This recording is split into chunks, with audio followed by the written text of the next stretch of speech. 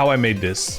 First thing I did is I recorded myself acting out the idea I had for what Deadpool would be doing. I then ran that footage through Viggle using this image of Deadpool as reference. And this is what it gave me. Not exactly the end result you saw earlier, but works great to replace me with the character. To enhance the footage, I fed it into ComfyUI, allowing AnimateDiff to polish the visuals.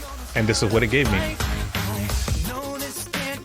Now I need a background, so I got this image I found on Google which matched the perspective I needed.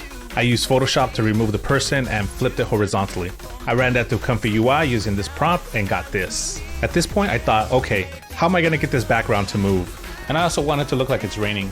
And I thought, am I really gonna have to do this manually for such a dumb video? So I decided I'm gonna try out Runway's new image to video feature and got this. Not exactly what I needed, so I played a little bit more with the prompts and got this. And I started to believe that this might work. So I decided to add a little bit more specifics in the prompts and voila, exactly what I needed with falling rain and everything. Finally, I brought this all together in After Effects for compositing. Here I realized I needed my background extended on the top and bottom. So I took a screenshot, I went back into Photoshop to generate fill the top and bottom, and then I put that behind the video, and there you go. No more empty space. I added a few extra touches like the Wolverine sticker, the heart shape, a slight pan, and I was done.